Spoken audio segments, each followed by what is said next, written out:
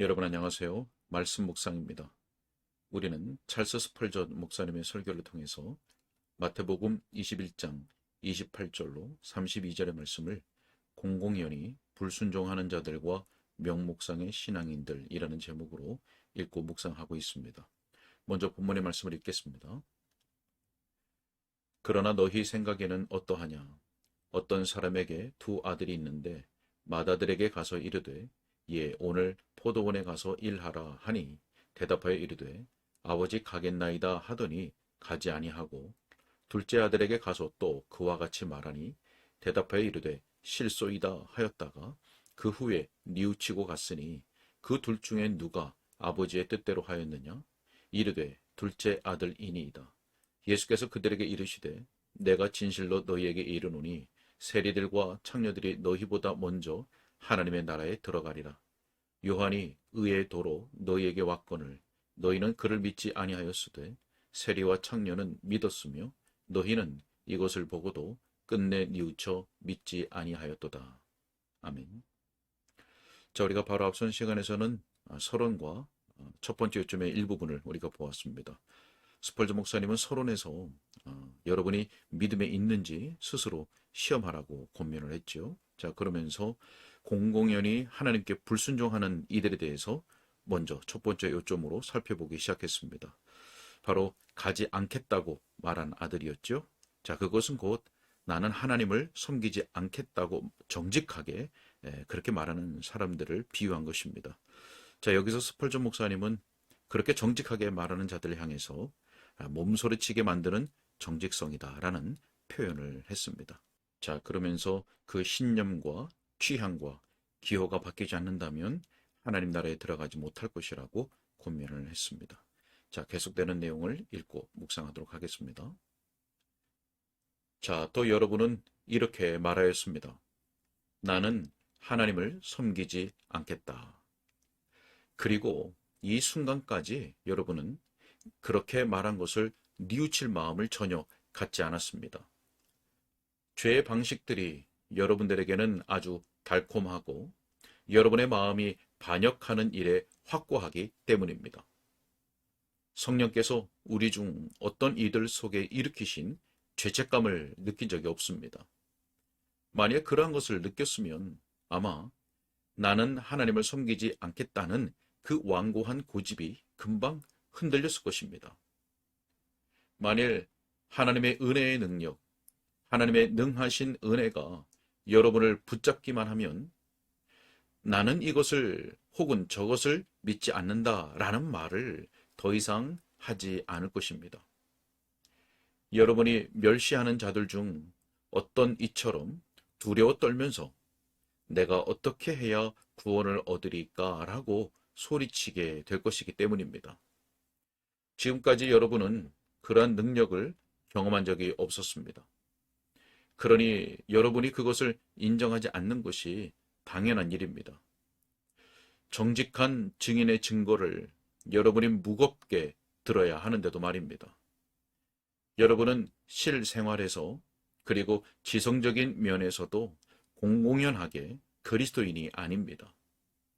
여러분은 자신이 존귀하게 여기지 않는 신앙 고백을 하여 자신이나 다른 이들을 속인 적이 없습니다. 여러분 자신이 정한 길로 계속 간 것입니다. 복음의 모든 요청에 대해서 다소 결의에 차서 나는 듣지 않겠다라고 말하면서 말입니다. 자, 우리는 지금 바로 본문에 기록된 대로 아들이 아버지께 아주 분명하게 대답하였다는 것을 말했습니다.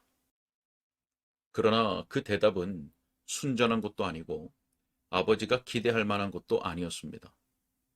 아버지는 아들아, 오늘 포도원에 가서 일하라 라고 했습니다. 그러나 아들은 아주 거칠게 가지 않을 것입니다. 그 일이 재미없어요 라고 했습니다.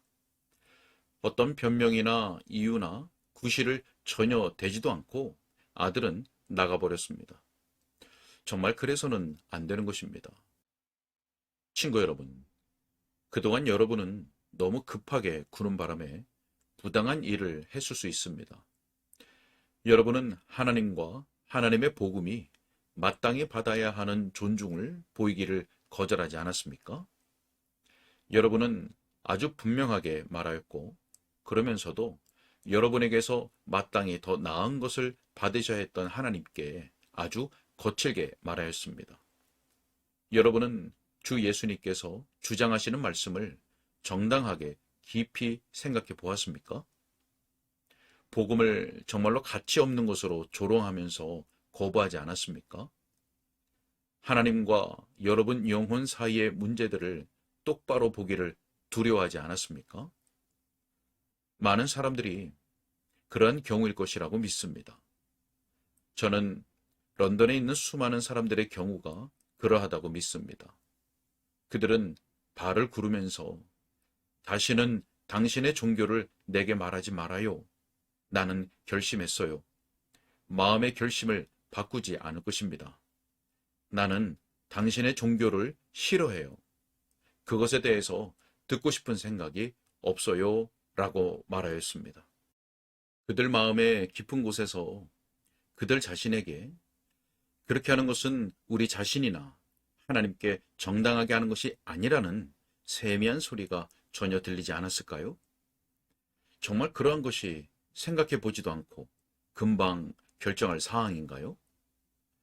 예수님의 종교가 진리인 것이 밝혀지게 되면 어떻게 되나 하고 생각해 본 적이 없습니까?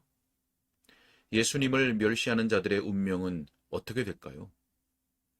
자, 이 설교를 듣고 있는 분들이요. 예수님의 종교는 진리입니다. 저는 제 자신의 경우에서 그 종교가 참됨을 증거하였습니다. 여러분에게 간청합니다. 예수님의 종교를 깊이 생각해 보십시오. 여러분의 불멸하는 영혼의 문제를 사소하게 취급하지 마십시오.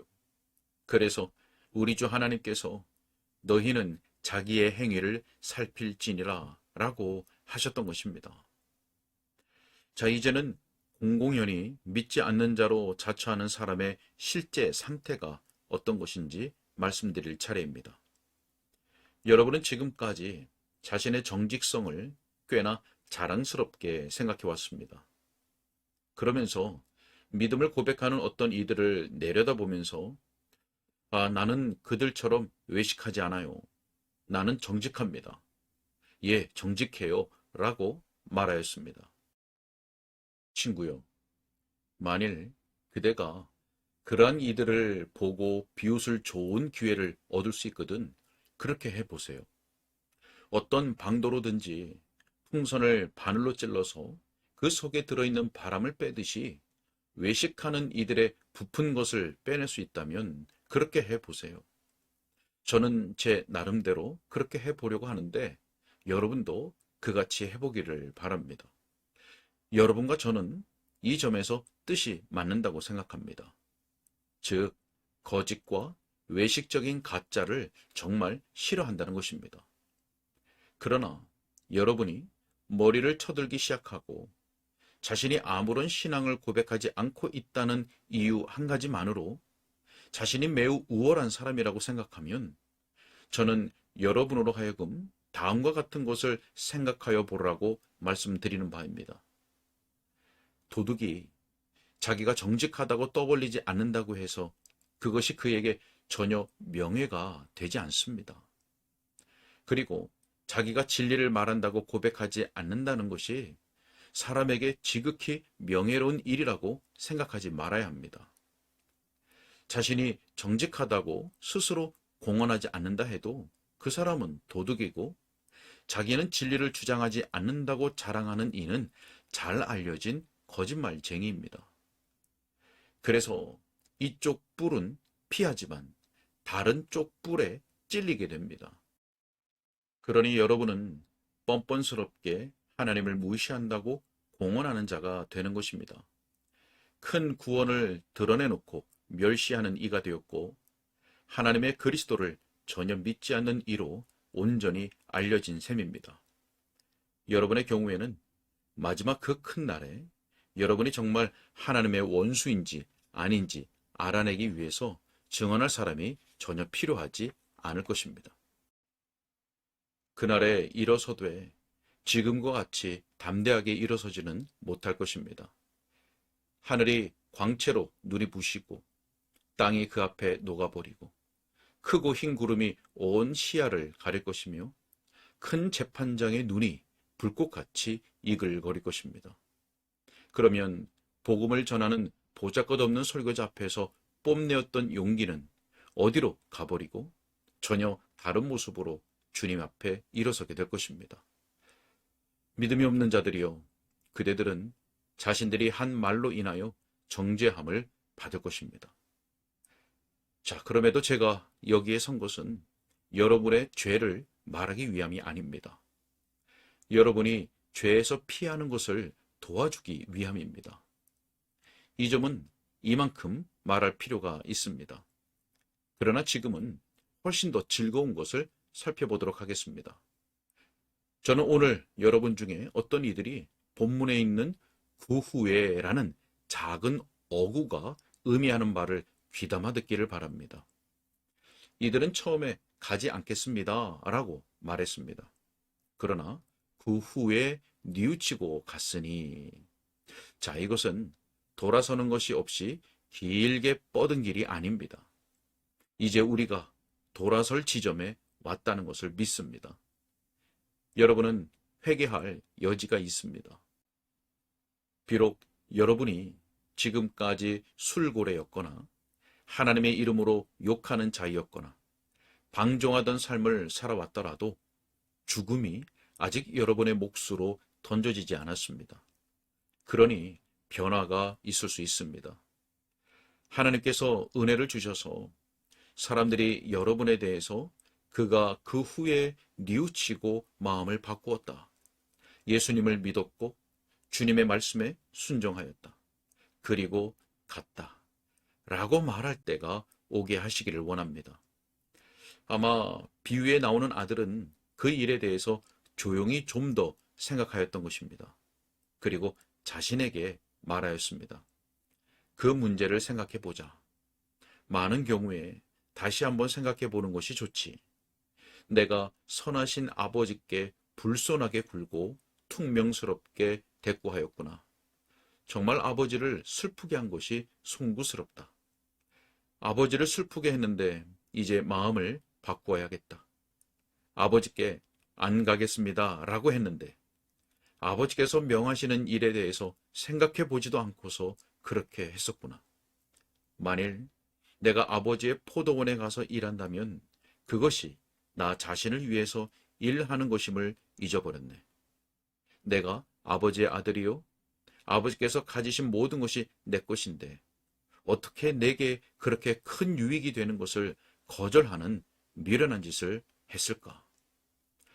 이제야 아버지께서 내 유익을 생각하시고 그렇게 말씀하신 뜻을 알았다.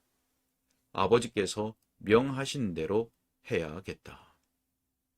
자, 그가 어깨에 연장을 메고 갑니다. 힘을 다해서 일하며 수고합니다. 그전에는 가지 않겠습니다 라고 했었습니다. 그러나 이제 그는 뉘우치고 갔습니다. 그가 행한 모든 일을 통해서 아버지의 뜻을 인정하고 있음을 드러낸 것입니다.